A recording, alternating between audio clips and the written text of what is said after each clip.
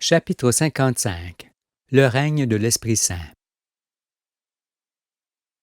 Lorsque le Très-Haut m'appela au sommet de sa montagne, je ne savais pas que je redescendrais de ce haut lieu avec la connaissance qui faisait rayonner mon visage. Dieu me parla face à face, comme il le fit avec Moïse. Et après qu'il m'eut initié à ces mystères, il me dicta la loi avec laquelle il gouvernerait la terre. Alors, tout devint obscur et silencieux autour de moi. Je ne voyais que ma main qui écrivait ces nouveaux préceptes et commandements. Seule sa gloire m'éclairait, et son doigt était mon doigt par lequel il s'exprimait. Puis, lorsque ce fut fini, mon esprit me revint, et j'apercevais à nouveau ce qui m'entourait. Assurément, mes adversaires prétendront que la façon dont Dieu m'a d'abord guidé dans l'exploration de son univers, pour se montrer à moi ensuite et me donner sa loi autour de laquelle je bâtirai le livre de vie, n'est qu'affabulation. Cependant, ce que je dis est entièrement véritable, rien n'est feint ni supposé. Et tout ce qui est écrit sur moi et sur les personnes qui m'accompagnent s'accomplit. C'est pourquoi ce livre n'est pas une rêverie, mais l'aspersion de l'eau vive qui vous ressuscite et vous anime d'un esprit nouveau, conforme à la réalité.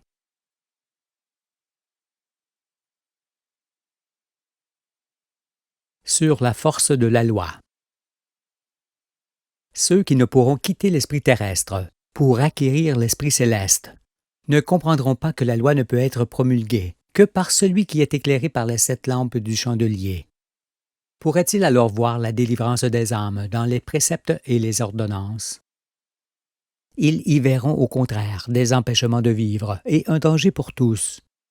Comment ferons-nous, diront-ils, si on ne nous fournit plus tout ce dont nous avons besoin pour vivre? Cette loi qui ne défend que la terre, la plante, la bête, la personne humaine, la justice et la postérité, peut-elle être pratiquée par tous les peuples? Nul n'est encore prêt pour en faire sa raison de vivre, et rien ne changera dans les prochains jours, en concluront-ils.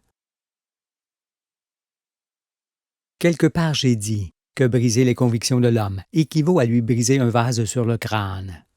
Mais vous qui comprenez qu'acheter et vendre n'est pas le but de la vie, vous savez qu'en n'admettant ni argent ni pouvoir des uns sur les autres, Dieu met un terme à tous les maux de la terre. En examinant ce que sera le monde sans ceux qui dominent et sans le veau d'or, on ne voit effectivement plus de destruction, ni de guerre, plus de rançon, de prélèvement, d'oppression, de famine, ni toutes ces effroyables maladies qui commettent des ravages. On ne peut connaître la façon dont on doit vivre qu'en sachant ce que l'on ne doit pas faire. C'est aussi la raison d'être de la loi. Dans le nouveau siècle, les activités se feront dans le respect de la vie cette fois, et non plus pour acquérir des biens ou quelque suprématie, car le bonheur d'être dans le monde des vivants provient des sentiments du cœur et non de ce qui les bafoue. Et c'est en raison de cela que l'Écriture dit par Paul: « Ne vous y trompez pas, ni les impudiques, ni les idolâtres, ni les adultères, ni les efféminés, ni les infâmes, ni les voleurs, ni les cupides, ni les ivrognes, ni les outrageux, ni les ravisseurs n'hériteront le royaume de Dieu. » C'est bien, ce Paul a dit exactement ce qu'il fallait pour exclure du royaume ceux qui faisaient honte à l'humanité. La loi veillera à ce qu'ils ne réapparaissent jamais. Chacun peut entendre qu'on ne peut être juste, robuste et saint d'esprit que si l'on vit en harmonie avec la nature, comme la loi le préconise. Pour qu'il en soit ainsi, et que la fraternité s'établisse et demeure entre les hommes, et que le règne de Dieu se fasse dans la quiétude, il faudra pratiquer toute la loi, pour ne plus jamais accepter des chefs à vos têtes, car l'hypocrisie doit cesser à jamais. Instaurer des règlements, car l'Esprit céleste administre et régit toute la création. Se confier en l'homme, car l'homme n'est que créature. Perdre sa personnalité, car chacun est partie intégrante du monde des vivants. Former des puissances, car la vie se perpétue d'elle-même. Établir des frontières pour s'y enfermer, car Dieu a créé les hommes libres. Modifier les organismes vivants, car nul n'est supérieur au Créateur. Aménager les territoires, car ils sont naturellement aménagés pour tous les êtres. Utiliser de monnaie, car l'argent est source d'injustice et de dévastation. Mécaniser le monde, car les œuvres de l'Éternel ne sont pas à détruire. S'élever sur ses semblables, car il y a Sion pour grandir. Faire des cérémonies, car il suffit de pratiquer la loi. Construire des temples, car Dieu est son temple dans le ciel et dans l'homme. Abstenez-vous de ces choses indignes de l'esprit humain, parce que dans tous les mondes de l'univers et dans notre galaxie, de tels comportements ne font nullement partie des désirs et des sentiments. Je vous le dis, lorsque plus tard vos descendants se retourneront sur ce que fut le premier monde, ils ne comprendront pas que les hommes aient pu mettre leur intelligence au service d'un veau d'or qui amena la destruction et l'infamie. Vous leur expliquerez assurément, mais ils ne saisiront pas comment cela a été possible. Et pourquoi des poignées d'hommes enflés de vanité pouvaient régner sur les peuples à la place du Créateur. Le premier monde fut donc celui de la honte éternelle, qui ne disparaîtra jamais des mémoires. Aujourd'hui, Dieu ne tolère plus ni homme, ni femme ayant une quelconque autorité, car au-dessus de l'homme, il n'y a pas un autre homme, ni un groupe quelconque, il n'y a que son Créateur.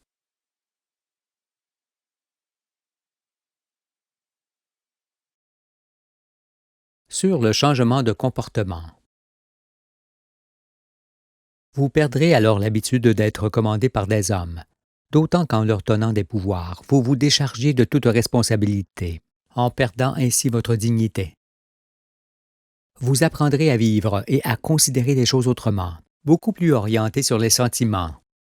Alors vous ferez la différence avec le monde passé, qui n'était attaché qu'au bien matériel et à l'apparence de ce qui n'est pas. Et puis, ne soyez pas constamment dans l'angoisse de l'inconnu, car vous ne changerez pas instantanément de mode de vie. Par ailleurs, 2/3 de ce qui existait restera, car tout ne peut être détruit. Vous aurez alors encore à la disposition beaucoup de choses qui vous permettront de changer progressivement de vie. Vous quitterez rapidement le monde corrompu, mais beaucoup moins vite vos habitudes. Cependant, mieux vaut ne pas regarder en arrière, pour ne penser qu'à l'essentiel de ce qu'il vous faudra dans l'immédiat. D'autres diront probablement que Dieu est mauvais, parce qu'il condamne avec sa loi ceux qui se comportent comme des bêtes. Et moi je leur dis que, si tel est leur propos, ils font une grande confusion, car ce sont de tels hommes qui se condamnent eux-mêmes par leurs actes. Faites donc attention à ne pas inverser le jugement, d'autant que la justice n'est pas la loi en soi, mais la justesse de son application. Cette loi n'est point pour vous les circoncis, qui la portez naturellement dans vos cœurs, mais pour ceux qui ne le sont pas. Parce que son but n'est pas de dissuader quiconque de commettre des méfaits, mais d'ôter le mal de la terre à tout jamais. Vous tous, écoutez-moi. Lorsqu'on sépare le blé de l'ivraie, on ne sème pas cette dernière tout autour du champ que l'on cultive pour en garder la semence. On la brûle pour s'en débarrasser. C'est à cela que vous devez comparer la peine de mort, car son but est de maintenir le mal enseveli, de rendre les saints responsables du monde et d'asseoir leur règne en tout pays. Ce qui ne peut être qu'avec une règle morale simple, saisissable par tous les peuples, et qui soit impitoyable envers les fils de la fausse. Mais en vérité, c'est depuis le temps de Moïse que les gens nuisibles sont condamnés à la peine de mort par la loi. Et ceux qui eurent l'audace d'abolir cette peine le firent pour se protéger eux-mêmes de la colère du peuple dont ils abusaient. Cependant, il s'agit là de la pire injustice, car laisser vivre en prison ou à la tête des peuples ceux qui tuent ou font tuer, c'est accorder plus de valeur à leur personne qu'à celle de leurs victimes. Pour ne pas être répressive, la loi du monde des anges de la roue est d'abord éducative, conseillère et rédemptrice, car elle permet de se juger soi-même pour ne pas être jugé. Pour cela, il suffit de savoir lire et d'avoir du bon sens. et tous en avaient. Mais bien qu'il en soit ainsi, je sais qu'il vous faudra attendre d'être dans le royaume pour saisir pleinement le sens des ordonnances du Tout-Puissant. Vous avez en effet besoin de l'accomplissement entier de la prophétie, pour preuve que le monde se sera condamné à disparaître, en ne recherchant pas la vérité, ni ces règles de vie qui sont minutieusement exprimées par la loi. Pour être libre, il faut connaître la vérité, ainsi que la loi qui est déjà toute écrite sur les parois du cœur de l'homme saint, parce qu'il est enfant de cette vérité. C'est en raison de cela, et parce qu'elle va de soi, que chacun croit la connaître depuis toujours. Pourtant, après l'avoir mieux examinée, il vous apparaîtra qu'elle n'était mise en pratique ni par un homme, ni par l'ensemble des hommes, car tous agissaient inversement. C'est pourquoi la terre crie aujourd'hui. La loi du Saint-Esprit n'est pas une loi contraignante pour vous les justes. Vous empêche-t-elle de faire des œuvres, des jeux, des fêtes, d'aller et de venir? Est-elle mauvaise pour la terre, les plantes, les animaux et les paysages? Se dresse-t-elle contre la liberté des créatures, la justice, le partage, l'héritage, les bonnes mœurs, l'intégrité, les soins, la famille, la tribu, les peuples, le monde et la postérité? En quoi pourrait-elle vous affecter, puisqu'elle ne fait barrage qu'au mal? Peut-il exister une meilleure loi pour les peuples, alors qu'elle répond aux questions que vous vous posiez sur ce que l'on doit faire ou ne pas faire? En peu de mots, elle cerne tout, protège tout ce qui doit l'être, indique la voie et fixe les bornes. Elle dessine les contours et le centre de la cité du royaume. Elle en donne les mesures par ses commandements, qui en sont les fondements mêmes.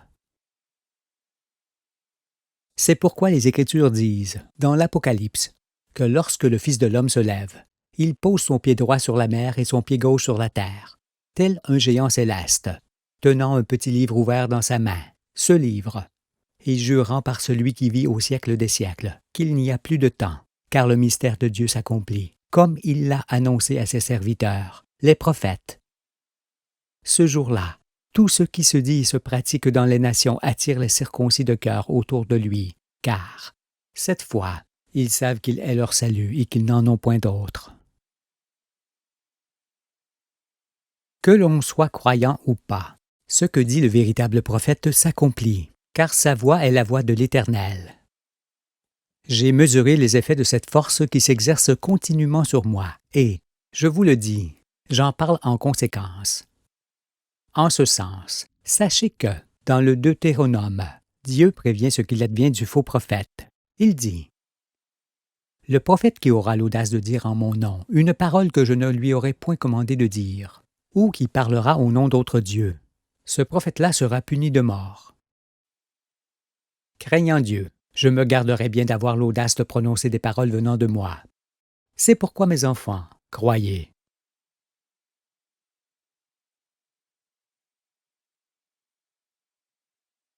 Sur le trône de Dieu. Vous avez maintenant une vision claire de la nouvelle Jérusalem qui descend du ciel. Ces trois parties qui la composent et dont on a déjà longuement parlé sont l'esprit de la loi, la réunion des familles autour d'elle formant le corps de l'Église, et le milieu nourricier dans lequel elle tirera elle-même sa subsistance. Cette nouvelle Jérusalem est l'épouse de l'agneau, ainsi que le modèle de toutes les cités à venir de la terre. Il n'y entrera chez elle rien de souillé, ni personne qui se livre à l'abomination et au mensonge, dit l'Écriture. N'y entreront que ceux qui sont écrits dans le livre de vie de l'agneau, c'est-à-dire tous ceux qui se reconnaissent en moi et approuvent mes explications sur les choses de la vie. Tout ce qui était tenu caché est désormais révélé. Vous êtes alors pour toujours des anges de Dieu, qui ne cesseraient jamais de pratiquer la loi. Cela, parce qu'une loi qui protège la terre, les végétaux, les animaux, les hommes, la postérité, et qui permet de s'élever jusqu'au ciel, est complète, universelle, inaltérable et immuable. Elle est comprise par les circoncis de cœur du monde entier, qui règnent alors à perpétuité, comme règnent les anges du ciel. Voyez donc en elle votre délivrance, ainsi que le triomphe du bien sur le mal, pour l'éternité.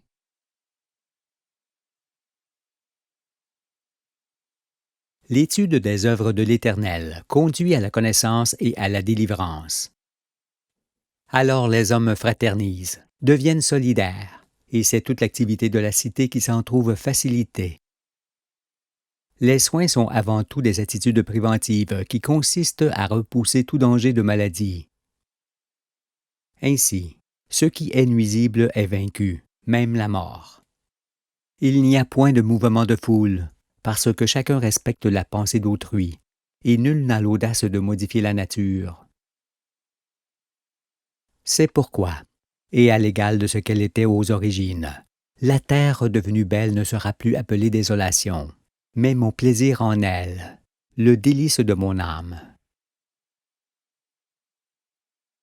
Ce seront là vos expressions, parce que la science du Tout-Puissant, qui amène votre existence, deviendra également votre religion, l'air que vous respirerez et l'inspiration de vos projets. Il n'y a point d'autre religion que cette religion-là, parce qu'en permettant de s'identifier au Père et de se conformer aux éléments de l'existence, la science de Dieu repose l'âme et devient la source de toutes les joies. C'est pourquoi il en est fait du mensonge, de l'impudicité, du vol, du meurtre, de la destruction, de la corruption, de l'hypocrisie, de l'injustice et des pouvoirs qui provoquent le malheur et l'angoisse. Car tout cela est désormais repoussé de la ville par le feu de la loi. Plus d'autorité donnée à quelques-uns pour imposer leur volonté au peuple. Plus d'argent pour aliéner les gens et détruire les conditions naturelles de vie. Plus de trafic qui détruisent les espèces, et plus de dénaturation qu'opèrent les scientifiques. Plus de riches approvisseurs, plus d'armes ni de machines de guerre, et plus d'instruments qui jettent les êtres par-dessus bord. Fini les pratiques rituelles qui ferment les esprits des hommes du bord de la roue. Et il en est fait du bord de la roue, parce que le soleil et ses astres en sortent, et qu'avec vos esprits formés et éclairés, vous en sortez avec eux.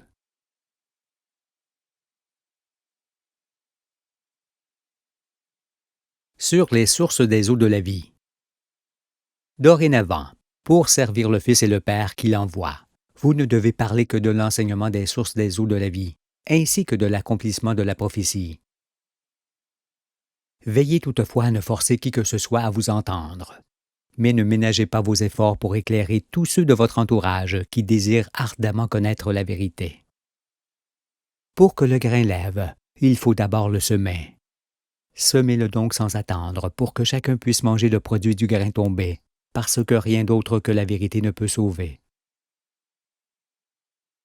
Moi, je vous ai invité à mon souper, et je vous ai fait manger de tous les plats, après vous avoir lavé les pieds. Après la lecture entière du livre, vous devez agir pareillement, en vous lavant les pieds les uns les autres, et en prenant conscience de ce que vous pouvez ou non enseigner à ceux qui désirent vous écouter. C'est ainsi qu'après avoir arraché la vérité des mains de Dieu, je vous l'ai transmise pour que vous la fassiez connaître à votre tour à tous ceux qui doivent garder la vie. Car grande est la moisson de la terre, alors que vous êtes peu nombreux à m'entendre vraiment. Aussi, de peur que vous ne puissiez fixer vos regards sur l'essentiel, ou que vous ne sachiez en parler dans la clarté, voici, dans cette seule image, la succession des œuvres de l'Éternel. Toutes les galaxies dans les profondeurs de l'univers. Notre grande roue avec ses mondes vivants. L'ensemble des astres de la famille solaire. La Terre avec la Lune et ses servantes. Le jardin d'Éden et l'arbre de vie. Les 4 générations d'hommes. Les peuples de chaque race. Les tribus des peuples. Les familles des tribus. Adam et Ève. L'enfant. La loi. On voit ici les 12 marches de l'univers qui descendent jusqu'à soi, et au nom que l'on porte.